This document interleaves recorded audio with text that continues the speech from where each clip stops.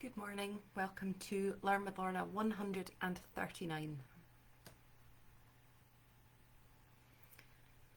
My name is Lorna Steele-McGinn. I'm the Community Engagement Officer with the Highland Archive Service, which has 4 archive centres across the Highlands of Scotland, in Inverness, in Wick, in Portree and in Fort William. This series is brought to you by High Life Highland at no cost to the viewer.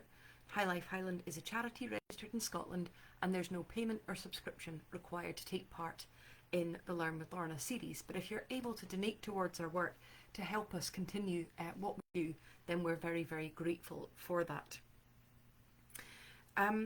Before I go into this week's subject, I want to quickly highlight some of the things that have come up in the last week or two about the sound quality on this.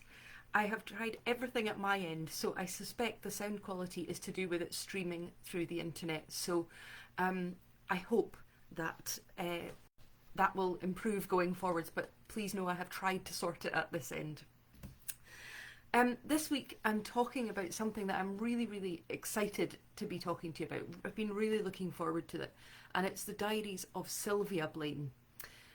Sylvia is the sister to Malcolm Blane, who I've done a Learn with Lorna on, and who is close to the hearts of a lot of people. So close to the hearts of a lot of us who work in the service, but also close to the hearts of people who have engaged with Learn with Lorna and various other things that we've done, because his diaries are so interesting. But this week opens our month on looking at women in the Highland Archive collections, and so I wanted to focus on Sylvia.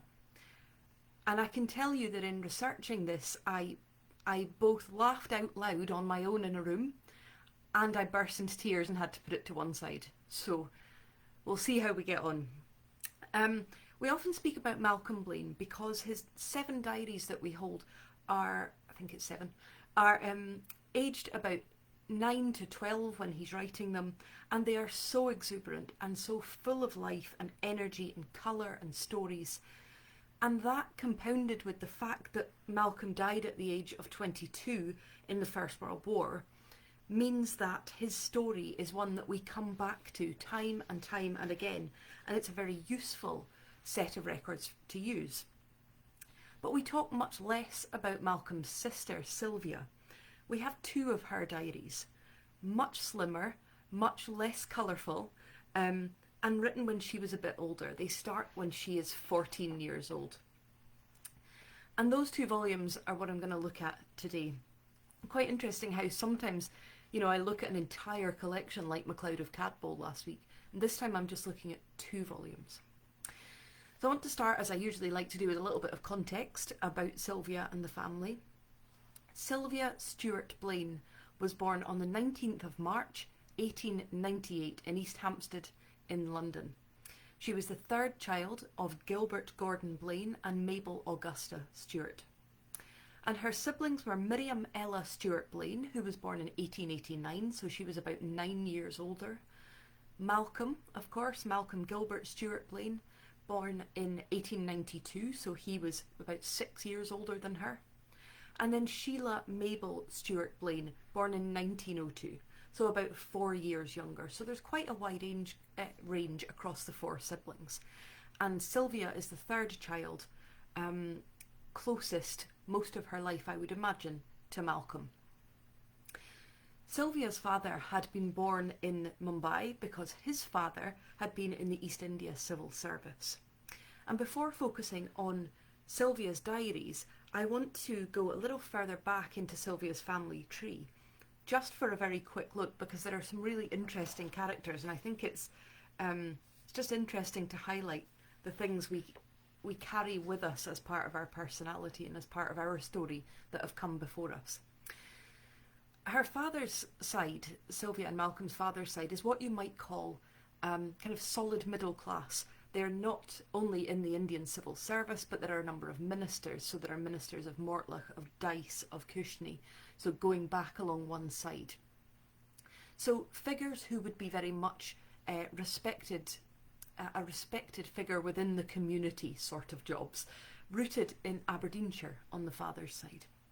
But when we come to the mother's side, just to give you an insight, On Sylvia's mother's father's line, and I know I'm adding generations here, but if you go up one side of the mother's family tree, you have the Earls of Galloway, the Earls of Dundonald, the first Earl of Selkirk, the first Marquess of Douglas, the first Marquess of Huntly, who was married at Holyrood Castle. And that last man, George Gordon, one of the famous George Gordons, first Marquess and 6th Earl of Huntly, in the 1500s, he lived around the 1500s, and he had a very dramatic life. He was a close trusted acquaintance of King James VI, playing a part in conspiracies to save his life and helping with a plot that resulted in the execution of the 4th Earl of Morton for his role in the death of Lord Darnley, Mary Queen of Scots' husband. So these are the sorts of figures on one side of the family. On this side, there were family members who married into the Levison Gowers, the Dukes of Sutherland, and the Spencer Churchills at Marlborough. And on the other side of Sylvia's mother's family, we find the Earls of Aberdeen, the Dukes of Gordon, including the very interesting Jane, Duchess of Gordon, who we have letters from in another collection that we hold. There are governors of New Zealand, there are governors of Canada. So very powerful and influential ancestors, and also money as a theme in that side of the family. And I think it's clear in Sylvia's diaries that although we're looking generations later, that family is still in a position to be having conversations with the movers and shakers of the generation. Both when they're at home in the family's base in the south of England, and also when they're at their other home in Nairn, which is how we have the connection to this collection. So let's come and have a look at these two diaries. And as I say, they're very slim volumes. They're kind of more like school jotters to look at. But they are so full of personality, as you would expect if you know Malcolm. The first one opens with the words, Sylvia S. Blane, home addresses Foldron Park, Windsor, England, Alton Don, Nairn, Scotland. If lost and found, please return to the nearest address. And when you turn the page, you see the words, en avant, with a big arrow. So I'm sure some of you will speak French, but something like, onwards, here we go. And big arrow, followed by some quotes including, act up to the highest in you and appeal to the highest in others only, before the diary proper opens on the 17th of January 1913 with a return to Folly, Foldron Park, which, as I say, was the family's home in Windsor. And just like Malcolm's diaries, Sylvia's paint a really vivid picture of a kind of middle upper class life, full of activity, full of events.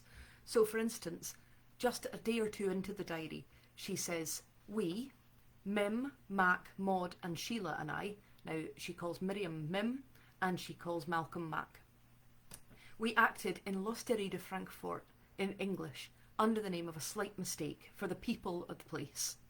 The dining room was our theatre and we had 80 spectators. After the play, we gave them a supper.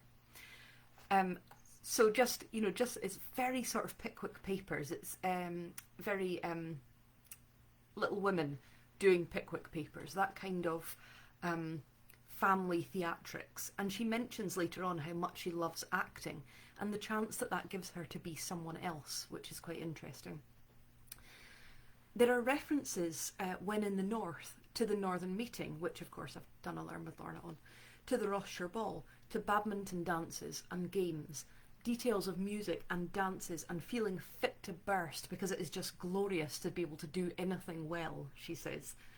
Details of who she's dancing each dance with. And I mentioned that you can see her personality, and you'll see that through some extracts. So for instance, she says about those she danced with who danced badly, we formed an opposition party and elbowed them and kicked their shins whenever possible. We guessed the weight of each person by the way they stamped on our feet. And that humour, but also that kind of frustration and anger and passion to kick back at people, comes out strongly in these diaries. And there is a real palpable feeling of all the passions and all the energy and all the crushes and the intensities that you might expect from a teenage girl of any generation. She describes at one point smashing an ink bottle because she's in such a temper. There's someone that she meets that she has to be nice to, and she says this person was quiet and shy and I had to be nice to her, and so instead I hated her. Although she does repent of that decision, as we see later on. But those kind of childish outbursts and opinions are accompanied by some incredibly vivid and thoughtful descriptions of scenery, of events, of activities, of people. Have a listen to this extract. She's describing riding one of her beloved horses along Nairn Beach. The horses are often mentioned in these diaries. And she would be 14, 15 at the time she wrote this. There is something about riding that those who don't do it cannot understand. A strange fascination, stronger than any other that I know. It may be partly the feeling that one is entirely in the horse's power, but yet one manages to make it obey one completely. Or it may be that one catches their love of it. It may be that one catches their love of going. Anyhow, there's nothing like it for dispelling depression and making one love to be alive. One could almost shake hands with a bitter enemy after a glorious gallop, and one couldn't have a better place for it than this, Nairn. Our glorious colouring, England can't even match 1/4 of the beauty of this. So, interesting that at the same time she's deciding to hate someone because they're shy and she's throwing ink bottles about and smashing them, that she can write with such kind of emotion about something that she feels favourably about.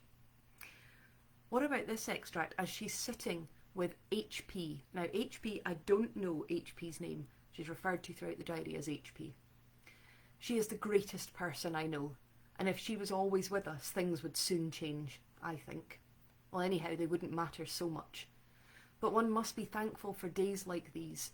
As we sat watching the river slide by, it seemed as if life were like a little bubble, sometimes big, sometimes small, sometimes joined to another, but always going on, on.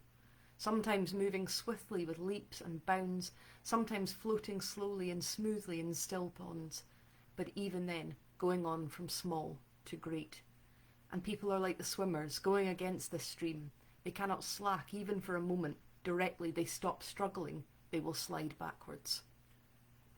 So, you see what I mean about that kind of lyrical quality of her writing, but still kind of childish in some respects. Now, in that extract, she refers to HP as the greatest person I know. And there are very clear references throughout the diary to strong emotions, to passions for people, including other girls and women throughout these diaries. And whether those are kind of knowingly romantic or the passionate crushes of an age, it's hard to know. She later on says about HP, without her, I am only half of me. She says several times, if only I were a man. And she speaks about the book Il Santo, which details the love between a woman called Jean and the saint. And she says, I love Jean and I envy the saint, scored under. She says later on, if I had to be anyone but myself, I'd be Eileen, who was the quiet girl that she hated initially but comes to be very, very fond of. And she's talking about someone called SS, who again is only referred to with the initials. And she says, we went for a walk. What ages it is since I first fell in love with her at the Viewfield Christmas party 8 years ago.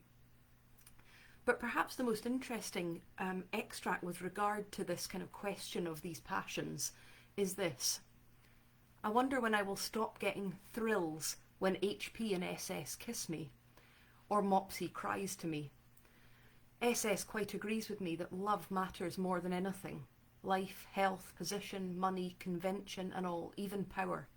We talked again about my confirmation. She's sure I won't have to tell a lie over it, so it's all right. Still, I'd much rather just not. And that matter of the confirmation comes up several times as she's worried that she will need to lie. She'll need to promise to something that she doesn't believe in the confirmation. And that comes up several times that she speaks to SS and some others, just looking for reassurance that she won't have to make a vow about anything that she doesn't feel comfortable with. But she does record her confirmation and talking through her worries about it with SS, and she says SS really understands me at last. And it's not just for other women or other girls that that passion comes out. There are some male friends and acquaintances who also receive it, some being described as dashing and handsome, especially Nigel. But no one seems to be more important to her in her life than Malcolm. And I'll come back to that. In her diaries, Sylvia records the fact that one of her friends called her a practical little firebrand, and this is very apparent. Sylvia, along with her mother and her sister Mim, had a passion for equality and for rights. And her diary records hearing Mrs. Besant speak on India.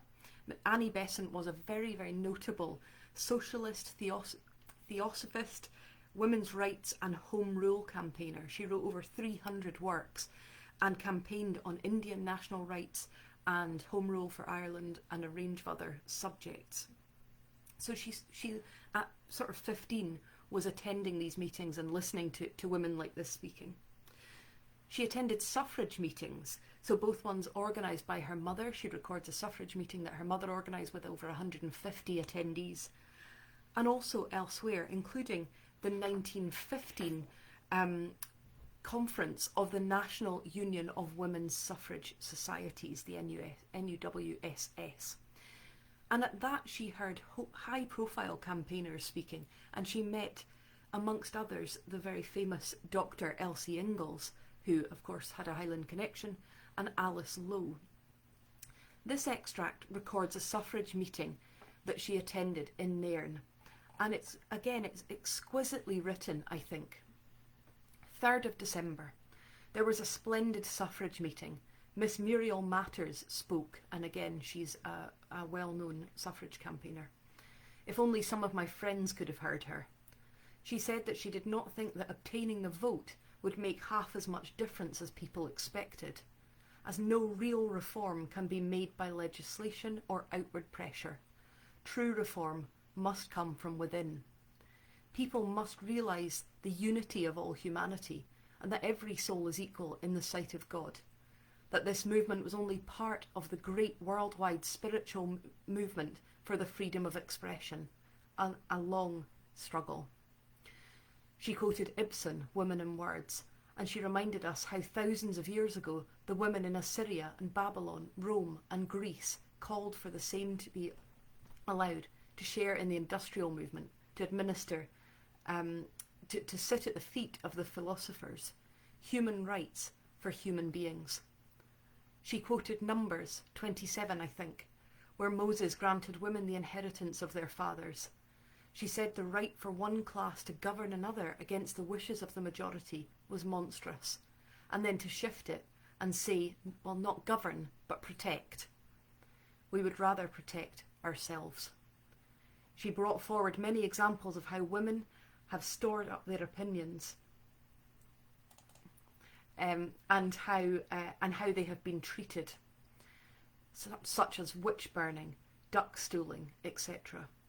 She mentioned the names of Mary Wollstonecraft, Elizabeth Fry, Louisa Turing, Poke-Nose Louisa on the workhouses, she says, Florence Nightingale, etc. And she spoke against monopoly, saying that we were making for democracy. She said we should accept nothing that we would deny. We should accept nothing that we would deny to another on the same terms. She urged men and women to work together for equal rights. There were many examples of the use of the vote, some amazing stories, and some wonderful quotations. She mentioned several books that I must now get. So you really get a sense, and forgive me for kind of stumbling over that, I have got all my quotes in her original handwriting, so occasionally I'm like, oh, what's she written there? But you really get a sense of that passion and the people who were influencing her, where she's talking about hoping that for equality and equality from within, and a support that needs to be a men and women driven campaign, which is just something so current. There's another extract where she describes coming into contact with an overbearing, nasty man, and she says, I can squash him quite alright alone, only it's annoying to have to do so. And about another man, she said, I'd like to have an argument with him about women's rights and the Indian question. And you just kind of, you really get a sense of her personality and her willingness to confront things that she doesn't agree with. But I mentioned that one thing that remains constant is her passionate attachment to her brother Malcolm, who, as I said, she calls Mac through the diaries. He is seen through her diaries as a heroic figure. She loves it when he's home from university or when they go to visit him at university. And of course, 6 years older, she at this point, 14, 15, he would just be in his early 20s. She absolutely adores him. She talks about all the fun they have. She talks about the playing hide and seek when he's home and they go for picnics, and her hope that he will always put up with her being that bit younger and not get bored of her. They go riding together. They go dancing and to the theatre, and she constantly says, I wish he liked dancing more because he's so good at dancing, but he hates it. And so she has to drag her brother to dance with her. And there's just a real sense of the closeness that the two had. Miriam, the older sister, gets mentioned as a role model. Sheila doesn't really get mentioned much. She would have been a much younger child. But these two are clearly very close. At one point she says of Malcolm, my Don Quixote, my knight of the round table. He calls me his princess, but I'm just his shadow. And as I said at the very beginning, recording this and really delving into her diaries with the knowledge of what was to come to her and to the family was a genuinely painful experience for me. And I had to stop at one point and put it to one side, because as she's writing with that kind of exuberance of her passion for her brother and their friendship and how close they are and how much she can't wait for him to come home, and I felt it was like a ticking bomb for me watching it, going, I know that the war is coming and you don't know that yet. She records in her diaries the outbreak of World War I, followed by this entry a couple of days later that gives an insight really into how much it changed matters in the Highlands. 7th of August, so literally a couple of days after the war has broken out. 99 German prisoners landed at Fort George. Inverness Town Hall and others are turned into hospitals. The cattle show, the games, the church bazaar, the Heather Day, all of it have been put off. Red and parties are going hard. Postmen, cabmen, gardeners, porters, bakers, drapers' assistants, farm hands, farm horses, cab horses, shop horses, all are going off to serve their country. Every 2 hours, telegrams and telephone messages are put up in the post office window. Searchlights are going all night. Soon into the war, Malcolm joined, and if you haven't watched the Learn with Lorna on Malcolm's diaries, then I would encourage you to do that, just to get his side of this as well. As Malcolm goes off to fight, the diaries, she refers to that. She refers to Malcolm joining up and how worried she is. But it's interspersed still with the fun and the laughter, and they're going to tennis parties, and they're going to badminton parties, and they're going to dances. And sometimes Malcolm's home for some of that, and sometimes he's not. But gradually, after Malcolm signs up, her diary becomes, as I say, that the fun things are still there right throughout, but her feeling about the war becomes at first bleak and then gradually quite desperate in its writing. So in this extract, she describes some of her feelings. The war dominates everything. One cannot feel or think of anything else properly. Mac is training. He says even the 3rd Battalion will most likely go to France. God grant that he will not go. He would go mad amid such surroundings, even if he escaped whole and healthy. Because Malcolm had, in the preceding extracts of this diary, Malcolm had a lot of friendships with German friends. She talks about his German friends coming to stay. And that's something that I hadn't really thought about, because of course Malcolm's diaries that we have, he's a child. But in Sylvia's diaries, we can get insights into him as an older person, as in his 20s. and those friendships with people he met at university who had come from Germany, and the complete bewilderment of having to go and fight against people who recently were your friends. This is another extract. She says, he's so busy now. So she's talking about Malcolm. He's so busy now that he can't write much, and we haven't had a proper time for ages. Soon we shan't know everything about each other anymore. He doesn't say much about his feelings about going, but I know he dreads it. And though he says, it's just my duty and few people find pleasure in that, I can't see that it is his duty. There are millions of physically fit people to go first before him with his poisoning and his chest. Still, I am jolly glad that if he is going to go, he's just going to have to go at once. If only one could be with him. We hear fearful tales about the Germans now. Can they be true? Oh God, keep him at home. I won't talk about the war anymore. It's too dreadful. And Sylvia, when the war broke out, kind of really turned her passion for both human rights and for her brother to good use over the next couple of weeks and months. She records attending suffrage groups to hear about their work supporting the troops. So the suffrage groups took a huge role in supporting the troops and the women at home. She took part in making teas for soldiers, raising money for refugees, and references the fact that she wishes she was old enough to go into the local Red Cross hospital and help. The family at this point leased Follion Park in Windsor and moved full-time to Nairn. And this is what she said, and it's quite, again, it's just very moving. Well, Follion is let for 14 years that it may be kept in the family, and that we may make a home at Alton Don for Mac to bring his friends to in Scotland. But he's in France. He's fighting. Oh, my dear old home, how I love you. How glad I am that I was born within your walls, and that I knew all the old things about you. Your great gnarled old trees, your old tumble-down cottages and sheds, your dear old people who have worked on, lived on you for so many years. Everything is old about you, even the animals. Shall I ever see them again? These dear old places and people, they are mine, as I am theirs. As Kate always says, our young lady and our young gentleman. Maybe you'll have him again, Malcolm. Maybe you'll have him again to live among you, but not me. If he marries, I shall only visit you, and how shall I ever be able to love his wife?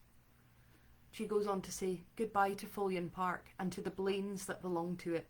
We shall not belong to anything, or anyone to us in the new life, in a glorified villa. But it is in Scotland, and it is for you, Mac, and there will always be there. And then she finishes this little extract with something that, again, remember she's 15. She says, even if we do ever live here again, how different it will be, because how different we will be. Tomorrow, tomorrow, tomorrow. She records her last ride around the estate before she leaves, and she says, everything aches inside me. She records going through the landscape, looking at the land and the memories she has of rowing in the pond with Malcolm, of fireworks, of bonfires, of friends, of dreaming. She talks about the times with HP where she spent, and when HP went away she would just sit in HP's favourite place to remember her and think of her. She says in the diary, all these things come crowding in one after another into my mind, and how I longed for them all again. Everything is getting so old and decrepit, it makes one sad. And I seem as young as ever. It seems like I'll be left when all I love have gone. It's a horrible kind of foreshadowing of what will come when she says, I feel like I will be left and everything I love will be taken from me. And that feels like a horrible foreshadowing, and that was one of the moments I had to put the diary down and go, okay, as does this. On the 9th of May that year, Malcolm left for France, and Sylvia wrote in her diary, it's unbelievable that Mac will soon have to go and fight. I do hope that he will keep his wonderful youngness in spite of it. And of course, he has, because we think of him as that young, energy-filled, excitable child. So he has kept that youngness in spite of it. I mentioned that the second diary sometimes feels desperate in its feelings about the war and its fears for Malcolm. So there's entries like this, and what you can't see with me talking about it, although I could put it onto Facebook later for you to have a look at, is that we've gone from a very smooth pen and ink writing to a scrawled writing in pencil over the top of it. She's complaining about losing Follion, and then she says, still, no one ought to grumble at anything these days. I won't. I'll work and I'll pray and I'll give everything if only Malcolm comes home safe. Dear God, let us keep him. Just let us keep him. He is all that Mother has. We have always loved and worshipped him. The diary ends in August 1915 with writing crammed right down to the very last corner of the very last page. And this is the final entry of Sylvia's diary. The evening sun is shining softly as I sit at the open window writing and looking out across the garden to the downs. The water lilies are folding their leaves on the pond by the bulrushes, and the trees down by the brook are throwing long shadows across the lawn. Everything is still and bright, but soon the sun will set. Already the shadows are spreading, and for those who cannot sleep, there will be a dreary waiting until morning comes again. Life seems at the same stage. I had thought when Follion was settled, the chief object of disagreement would be gone, but when I go back, it seems that things will be about as much the same. It's obvious that Mim will never live at home again anymore. Until Sheila is years older, it will fall to me. How odd it is that never seems to strike anyone what it would be like at home if I were to go away and work at anything. Mim thinks I'm contented to just become a cabbage. What is the good of doing anything if not thoroughly? And always this war, making more and more and more sadness. And that's the final page of the diary. And presumably she went on to write another one, or perhaps not, because only weeks after that entry the family would receive the news that Malcolm had been killed at the Battle of Lewes. He was 22, he had only been there for a couple of months. And I could only imagine the impact that that had on the family and on Sylvia. And in all the years that I have talked about Malcolm, his story has always affected me, as has affected a lot of people, but it has never occurred to me that he had that sister who was so passionately fond of him, who just suddenly went, what has hit my life? And so that's where we have to leave the diaries, because that's all there is. And I don't know how she felt when she got that news. I can tell you that Sylvia went on to marry in 1922 Hugh Arbuthnot Ingalls from an Inverness family, the Ingalls of Kingsmills descendant, also a relation of Elsie Ingalls, the doctor that she met at that suffrage rally, so possibly that was how they met, I don't know. Hugh Arbuthnot Ingalls had also lost a brother in the First World War, and I wonder if that was a bond between them. Together they travelled the world. Hugh was a police superintendent who was based for much of his career in India, but they went to Japan, to America, to India, to Kenya over those next decades. And Hugh had a very distinguished career. He was awarded medals for his service. And Hugh died in 1948 at Altendon, the house in Nairn, and Sylvia died there too in 1975. If anyone, by any chance, has any memories or any photographs, please share them with me, because 1975, as you know, is not that long ago, and I've been so really moved in taking a proper look at Sylvia's story. The diary includes some tiny photos of her as a young woman, but I would really love to see more of her. So if anyone knows of anyone who might have a connection there, please do get in touch. I hope you've enjoyed that. I realise it's quite a sad story, but please also know that Sylvia's diaries are full of humour and full of opinionated, stroppy teenageness. So I hope that you might be able to come in and have a wee look at them sometime. Thank you very much for joining me. Apologies for slightly tearing up. Although I don't really apologise for it, because I think it's vital that archives still have that power for us. Next week I'll be looking at some stories of women in the court records to look at those experiences. So I hope you can join me then. But thank you for joining me this week. A reminder that this series is brought to you by High Life Highland at no cost to the viewer. That High Life Highland is a charity registered in Scotland, and there's no payment or subscription required to take part in this series. Thank you very much for joining me.